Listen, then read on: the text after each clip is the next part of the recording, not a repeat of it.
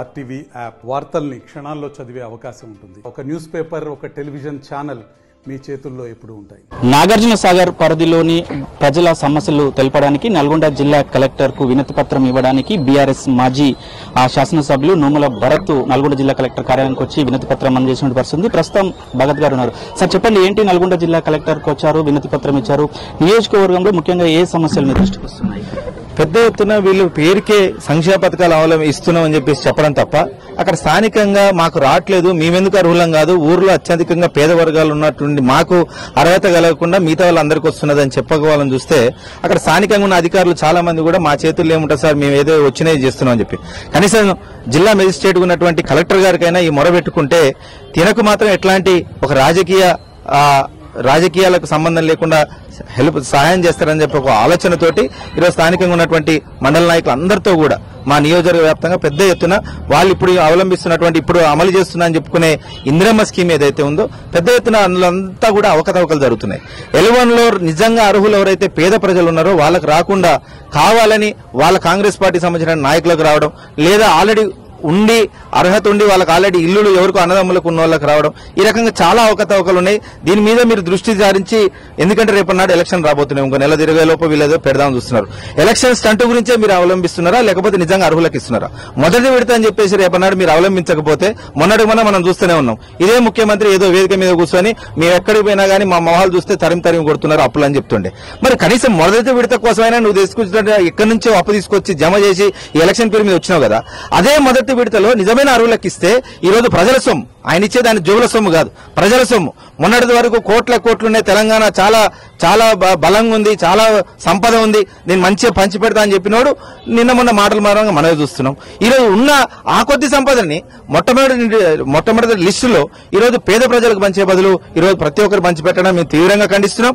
ఖచ్చితంగా ప్రతి గ్రామంలో కూడా ఒకరిద్దరి నుంచి 6, 7 వరకు కూడా కొన్ని గ్రామాలలో ఉన్నాయి, వాళ్ళందరూ కూడా ఇవ్వాలి. దీంతో పాటు లిస్టులు ఇంకా బయట పెట్టలేదు కొన్ని మండలాలు, మున్సిపాలిటీలో లిస్ట్ చేయట్లేరు. లిస్ట్ ఎందుకు ఇవ్వట్లేరు? మీరు అర్హులనేది మీరు చెప్పదలుచుకుంటే L1 నుంచి L4 దాకా మీరు అఫీషియల్ స్టాండర్డ్ లిస్ట్ చేయండి. ఒకవేళ L1 లో నిజంగా ఎవరైనా ఉంటే మేము కూడా ఏకీభవిస్తాం కదా. ఉన్నోళ్ళని మొత్తం కూడా తప్పు పట్టట్లేదు, ఖచ్చితంగా ఉండేవాళ్ళు ఉన్నారు. కానీ మిగతా కొంతమంది ఏవైతే ఉన్నాయో ఖచ్చితంగా నిజమైన ప్రతి గ్రామంలో ఎవరైతే అర్హులు ఉన్నారో అక్కడ గ్రామ సభ పెడితే అక్కడ స్థానికంగా ఉన్నటువంటి పేదలకు ఖచ్చితంగా న్యాయం జరిగేలాగా చూడొచ్చు అని ఒక ఆలోచనతోటి ఈ రోజు అక్కడ స్థానిక అధికారుల దగ్గర పోతే మా దగ్గర ఏముంది సార్, మాకేం తెలుసు సార్, మా ఎమ్మెల్యే గారు మీకు లిస్ట్ ఇవ్వద్దని చెప్తున్నారు. ఆయనకేం భయమో నాకు అర్థం కావట్లేదు. నిజాయితీగా పేదలకే న్యాయం జరగాలనుకుంటే లిస్టు మాకు ఇవ్వద్దని చెప్పే ఆలోచన ఎక్కడి నుంచి వచ్చిందో మాకు అర్థం కావట్లేదు. అందుకే కలెక్టర్ గారి దగ్గరకు వచ్చినాం. ఈ రోజు కలెక్టర్ గ్రీవెన్స్ డే సందర్భంగా మేడం గారికి ఇవన్నీ సబ్మిట్ చేయడానికి వస్తే ఈ రోజు మేడం గారు కూడా అందుబాటులో లేరు. ఇక్కడ అందుబాటులో ఉన్నటువంటి జేసీ గారికి అది సమర్పించడం జరిగింది. ఇప్పటికైనా ఇక్కడికి వచ్చినందుకు న్యాయం జరుగుతుందని ఆశిస్తున్నాం. మంత్రి పొంగులేటి శ్రీనివాసరెడ్డి మాట్లాడుతూ తల తాకట్టు పెట్టైనా అందరికీ ఇండ్లు ఇస్తామని కూడా చెప్తున్న పరిస్థితి. నల్గొండ జిల్లా, తెలంగాణ రాష్ట్రం పక్కన పెడితే నల్గొండ జిల్లా వ్యాప్తంగా కూడా ప్రతిరోజు కూడా ఇందిరమ్మ ఇండ్లు రావట్లేదని కూడా కలెక్టరేట్ కార్యాలయానికి వస్తున్న పరిస్థితి ఉంది. ఎట్లా చూడొచ్చు సార్? నిజంగా ఆయన తల తాకట్టు పెట్టుకోవాల్సిన అవసరం లేదు. నిజంగా తెలంగాణ పరిస్థితులు చాలా బాగుండే. వీళ్ళు ప్రభుత్వంలోకి వచ్చిన తర్వాత మేమేవైతే సంక్షేమ పథకాల ద్వారా ఒక ఎకానమీ స్పిన్ ద్వారా, అంటే స్పిన్ అంటే ఎట్లా అంటే పేద ప్రజలకు మన తెలంగాణలో ఆస్తి పంచడం ద్వారా తద్వారా ఆర్థిక అభివృద్ధి చెందేటట్టుగా చేసినటువంటి మా బీఆర్ఎస్ ప్రభుత్వ హయాంలో ఉన్నటువంటి స్కీమ్లన్నీ అదే విధంగా కొనసాగించుంటే ఈరోజు రాష్ట్రానికి ఇంత దుర్గతి పట్టేది కాదు. ఆయన తల తాకట్టు పెట్టాల్సిన అవసరం లేదు. ఈ రోజు ఆయన ముఖ్యమంత్రి ఏమో మమ్మల్ని చూస్తే తరిమి కొడుతున్నారు, ఎలా కొడుతున్నారు అని చెప్పేసి ఆయన అధికారికంగా చెప్తాడు, ఈయన తల తాకట్టు పెడతా అంటాడు. తెలంగాణ ప్రభుత్వం దగ్గర సొమ్ము ఉంది, అది వీళ్ళు పందికొక్కుల్లాగా తినడం వల్లే ఈ రోజు అక్కడ తెలంగాణ సొమ్ము మొత్తం వాళ్ళ జోబులకు పోతుంది తప్ప ప్రజల దగ్గర రావట్లేదు. ఉన్న ఆ కొద్ది సొమ్ము ఏదైతే ఉన్నదో వాళ్ళు ఏమైనా కానీ ఎలక్షన్లకు ఏవైతే వస్తాయో దానికి వాడదామని చూస్తున్నారు. నేను అదే అంటున్నాం. ఈ రోజు L1 నుంచి L4 దాకా పెట్టినాం, టైం డేట్ ఏముంది? కనీసం L1 ఉన్నది. చాలా మంది ఏమంటున్నారు, మాకు లిస్ట్ మాకు ఇంకా పడకపోతే మేమే ముగ్గు పోస్తే అక్కడ మేమే కట్టుకుంటున్నాం అని చెప్పి చాలా మంది చెప్తున్నారు.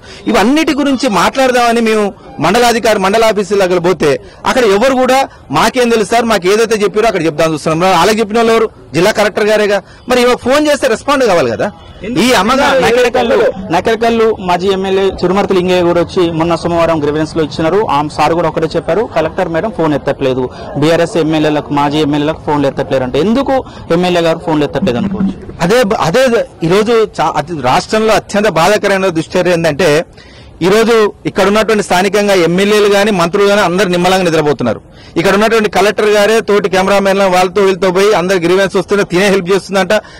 నియోజకవర్గాలలో కూడా మొత్తం తినే ఈ అమ్మగారే మొత్తం పోయి అందరు కూడా సేవలు చేస్తున్నట్టుగా మొత్తం పత్రికలలో చూస్తున్నాం. మరి స్థానికంగా ఉన్న ఎమ్మెల్యేలు ఏమయ్యారు, మంత్రులు ఏమయ్యారు, మాజీ ప్రజాప్రతినిధులుగా మేము అందరం ఉన్నాం కదా.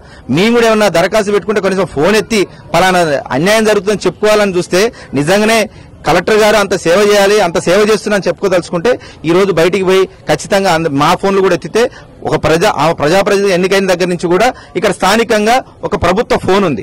ఆ ఫోన్ ఎందుకు ఉంది? మేము ఫోన్ చేసినట్టు ఫోన్ ఎత్తడానికి. సరే ప్రజలు ఎత్తకపోయినారు, కనీసం మాకన్నా రెస్పాండ్ కావాలిగా. మాకన్నా రెస్పాండ్ అయ్యి ఇక్కడ స్థానికంగా ఒక అవకాశం ఇస్తే ఫోన్లని చెప్పుకుంటాం కదా. ఈ రోజు మేము ఇంతమంది వస్తే స్థానికంగా ఈ జిల్లా వ్యాప్తంగా ఉన్నటువంటి సామాన్యులకు వాళ్ళకి సందు దొరకనట్టయితే కొంచెం టైం మేము తీసుకుంటాం కదా. అదేదో మేము జెన్యూన్ గా మేము ఇక్కడికి వచ్చి రాజకీయాలకు అతీతంగా, ఎందుకంటే ఇక్కడికి వచ్చి మేము రాజకీయాలు చేసినట్టుగా అవుతుంది. అదే మేము ఫోన్ల ద్వారా చెప్పి అమ్మ పలానా వాళ్ళకి అన్యాయం జరుగుతుంది మీరు ఒకసారి చూసుకున్నట్టయితే మంచిగా ఉంటుందని చెప్పేసి మేము మాకు ఆ చెప్పే ఆస్కారం ఇస్తే మా ఫోన్లు ఎత్తితే మేము ఆ రకంగా పనిచేయచ్చు. కానీ ఈ రోజు స్థానికంగా ఉన్నటువంటి కాంగ్రెస్ నాయకులకు తొత్తులుగా వాళ్ళ కింద పనిచేసే ఒక అధికారులు తప్ప ఈ రోజు ప్రభుత్వ అధికారులు మాత్రం ఇక్కడ స్థానిక అధికారులు ఎవరు కూడా పనిచేయట్లేదు మాత్రం వాస్తవం. తెలంగాణ ప్రభుత్వమే సంక్షేమ పథకాలు అందజేస్తున్నాము. గత బీఆర్ఎస్ ప్రభుత్వం కూడా సంక్షేమ పథకాలు ఏమాత్రం చేయలేదు, రుణమాఫీ చేయలేదు. మేము రేషన్ కార్డులు కూడా ఇస్తున్నామని కూడా ముఖ్యంగా కూడా వాళ్ళు రేషన్ కార్డులు ఇస్తున్నామని చెప్పుకుంటూ పోతున్నారు. ఎట్లా చూడొచ్చు సార్? ఒకటి మీరు అర్థం చేసుకోవాల్సిందంటే మొదట గెలిచినటువంటి 10 సంవత్సరాలలో ఇన్ని సంక్షేమ పథకాలు ఒకవైపు రైతులను కావచ్చు, నిరుద్యోగులకు సంబంధించి స్థానికులకు ఉద్యోగులు ఇచ్చే విధంగా జీవో తీసుకొచ్చి ఈ రోజు ఇక్కడ తీసుకొచ్చినటువంటి ఈయన ఇచ్చినా అని చెప్పుకున్నటువంటి ప్రతి కూడా మీరు నోటిఫికేషన్ వేసి ఎగ్జామ్లు పూర్తి చేసి అవి ఇచ్చిన దానికి ఈయన పత్రాలు పంచిండు. ఈయన నిండా చెప్తే ఒక 6,000 నుంచి 7,000 దాకా ఏదో నిన్న మన నోటిఫికేషన్ ఇచ్చి ఉద్యోగం ఇచ్చిన తప్ప మిగతా ఆయన కూడా బీఆర్ఎస్ ప్రభుత్వం ఇచ్చినాయి. ఈ రోజు నల్గొండ ఎక్కడో ఎందుకు ఇదే నల్గొండ కేంద్రంగా ఎవరు వచ్చి తిరిగినా చెప్తారు అభివృద్ధి ఎక్కడ కనపడలేదని. ఇదే కేసీఆర్ గారు ఒకసారి మా దగ్గర ఇదే నల్గొండకు వచ్చినప్పుడు దారి పొడుగునా చూసి ఇంత దారుణంగా ఉండాల్సిన పరిస్థితి ఏముంది, ఎప్పుడు చూసినా ఇక్కడ కాంగ్రెస్ వాళ్ళే గెలుస్తారు కదా, ఈ రోడ్లు ఎందుకు ఇంత అధ్వానంగా ఉన్నాయి, డ్రైనేజీలు ఎందుకు ఇంత అధ్వానంగా ఉన్నాయి, ఆఫీసులు ఎందుకు ఇంత అధ్వానంగా ఉన్నాయని చెప్పేసి పెద్ద ఎత్తున నిధులు కేటాయించి వెళ్ళినారు. ఈ రోజు వాళ్ళందరికీ అర్థం చేసుకోవాల్సింది ఒకటి ఉంది, ప్రభుత్వాలు మారుతుంటాయి కానీ ఏదైతే మేము ఎమ్మెల్యే ఉన్నప్పుడు స్థానికంగా మా నియోజకవర్గాలకు కేటాయించిన సొమ్ము అది ప్రభుత్వం నుంచే. నేనున్న ఎమ్మెల్యే ఈ రోజు కాంగ్రెస్ ఎమ్మెల్యే ఉన్నా గానీ అమలు చేయాల్సింది మాత్రం స్థానికంగా అదే సీఎం కుర్చీని ఉన్నతనే చూసుకోవాల్సిన బాధ్యత ఇక్కడ స్థానికంగా ఎమ్మెల్యే. నేను మారుండొచ్చు కానీ నేను తీసుకొచ్చినటువంటి నిధులని కావచ్చు అవన్నీ ఆ రోజు రాష్ట్ర సభలో ఉండబట్టే కదా అప్పుడు ఉన్నటువంటి మా ముఖ్యమంత్రి గారు ఇచ్చినది. ఈ రోజు వాళ్ళ ముఖ్యమంత్రి మారినంత మాత్రాన ఎమ్మెల్యే మారినంత మాత్రాన మేమేం చేయలేనట్ట. మరి 2014 ముందర ఏమున్నాయి ఇక్కడ బిల్డింగ్లు, ఏమున్నాయి ఇక్కడ రోడ్లు, ఏమున్నాయి సంక్షేమ పథకాలు? అప్పుడు ఇచ్చిర్రా ఈ కళ్యాణ లక్ష్మి, అప్పుడు ఇచ్చిర్రా ఈ రైతు బంధు. ఆ రోజు కూడా ఎలక్షన్ల పేరు మీదనే ఎలక్షన్ల స్టంట్ల మీదనే 2014 ముందుల ఈ తెలంగాణను వాడుకున్నారు తప్ప అప్పట్లో ఇక్కడ ఫ్లోరసిస్ బూత్ ఉన్నా పట్టించుకున్న నాదులు లేడు. ఈ రోజు మిషన్ బైక్ ద్వారా ఇక్కడ ఫ్లోరసిస్ ని 0% చేసినటువంటి నాయకుడు, ఏకైక నాయకుడు మా తెలంగాణ బాబు కేసీఆర్. ఈ రోజు అట్లాంటి కేసీఆర్ ఏం చేసిండని అనడానికి నల్గొండలో ఏ గ్రామానికైనా వెళ్దాం, వాళ్ళ సొంత గ్రామం ఏ పేరు పెట్టినా గానీ ఆ గ్రామాలకు ఇచ్చి ఆ గ్రామాల సభ పెడితే అక్కడ మేము చర్చ పెట్టడానికి సిద్ధం. ప్రతి గ్రామంలో కూడా దాదాపు 60 లక్షల నుంచి ₹1 కోటి దాకా కూడా పెద్ద ఎత్తున ప్రతి గ్రామంలో కూడా రోడ్లు వేయడం జరిగింది. ప్రతి గ్రామంలో కూడా డంప్ యార్డులు, వనాలు, స్కూళ్లు అభివృద్ధి చేసుకున్నాం. ప్రతి చోట కూడా కళ్యాణ లక్ష్మిలు ఇచ్చినాం. అనేక సంక్షేమ పథకాలు, రైతు బంధు ద్వారా ప్రతి ఒక్క ఇల్లు. ఈ రోజు ఒక నానుడి తెలంగాణలో మేము గడిచినటువంటి 10 ఏళ్లలో ఆంజనేయ స్వామి గుడి లేని ఊరుండదు, కేసీఆర్ గారి సంక్షేమ పథకం ఇల్లు లేదని చెప్పేసి పెద్ద ఎత్తున నానుడు కూడా ఆ రోజునే వచ్చిన సంగతి కూడా కాంగ్రెస్ నాయకులు గుర్తుపెట్టుకోవాలి. చివరిసారిగా నాగార్జున సాగర్ ప్రాజెక్టు మరికొద్ది రోజుల్లో కూడా నాగార్జున సాగర్ ప్రాజెక్టు నిండే అవకాశం ఉంటుంది. మొత్తం కూడా కాలువలు కూడా ఇప్పటికీ దెబ్బతిన్నటువంటి పరిస్థితి ఉంది. కాలువల పరిస్థితి ఏ విధంగా ఉంది సార్? నీటి విషయంలో నిజంగా చాలా దారుణ పరిస్థితులు ఏంటంటే మన తెలంగాణ 10 సంవత్సరాలు ఉన్నంత వరకు మన అస్తిత్వాన్ని కాపాడడం కోసం నాగార్జున సాగర్ నియోజకవర్గ డ్యామ్ నాగార్జున సాగర్ డ్యామ్ ఏదైతే ఉందో అది మొత్తం కూడా తెలంగాణ అధికారుల చేతిలో ఉండే. అప్పట్లో కూడా కేఆర్ఎంబీ వాళ్ళు ముందుకు వచ్చినారు, మేము తీసుకుంటామంటే ఎవరిని రానియలేదు. ఎప్పుడైతే ఎలక్షన్లు స్టార్ట్ అయినాయో అప్పటి నుంచి కూడా అవతల ఉన్నటువంటి కాంగ్రెస్ పార్టీ మన ఆంధ్ర అధికారులు కూడా పెద్ద ఎత్తున దాంట్లో కుట్ర చేసి ఈ రోజు కేంద్ర బలగాలు అక్కడ ఉన్నాయి. కేంద్ర బలగాలు ఉన్నమాటే గాని కేఆర్ఎంబీలో కూడా అత్యధికంగా అక్కడ అందులో పనిచేస్తున్నటువంటి అధికారులు ఆంధ్ర వాళ్ళు. ఇక్కడ స్థానికంగా ఉన్న ఎమ్మెల్యే గాని, మా ఇరిగేషన్ శాఖ మంత్రి గాని, ఇక్కడ స్థానికంగా ఉన్నటువంటి మంత్రులు గాని ఎవరైనా గాని ఒక్కసారి కూడా వచ్చి దాన్ని సందర్శించలేదు. ఎంత అన్యాయం జరుగుతుందో చూడట్లేదు. అక్కడ వాటర్ మీటర్ ఉంది, ఆ వాటర్ మీటర్ కరెక్ట్ గా బేరీ చేసి చూసుకున్నా గానీ పెద్ద ఎత్తున ఆంధ్ర జలాలు అత్యధికంగా దోచుకోబోతున్నాయి. మనకు రావాల్సిన వాటా మనకు ఉండనీయట్లేదు. నీళ్ల స్తోమత మనకు ఏదైతే ఉండాలో అది ఉండనీయట్లేదు.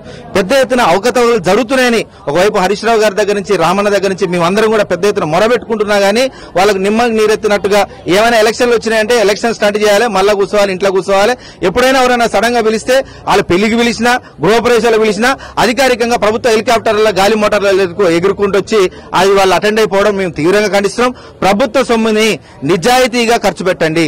ప్రభుత్వ సొమ్ము అత్యధికంగా ఉంది, మీరు అన్నట్టుకున్న సంపద ఉంది. నిజంగా చేత కాకపోతే దిగిపోరు తప్ప ఇట్లా అడ్డగోలి మాటలు మాట్లాడి ప్రభుత్వ సంపదే లేదని చెప్పేసి ఈ రోజు తెలంగాణ కించపరచడాన్ని మేము బీఆర్ఎస్ పార్టీ పక్షాన ఖచ్చితంగా ఖండిస్తూనే ఖచ్చితంగా ఈ వాటర్ ప్రాజెక్టులను కూడా వాళ్ళు మెయింటైన్ చేయదలుచుకుంటే ఆంధ్ర అధికారులు చెప్పాల్సిన అవసరం లేదు. ఇక్కడ ఉన్నటువంటి కేఆర్ఎంబీ ప్రభుత్వ కేంద్ర బలగాలు ఉండాల్సిన అవసరం లేదు.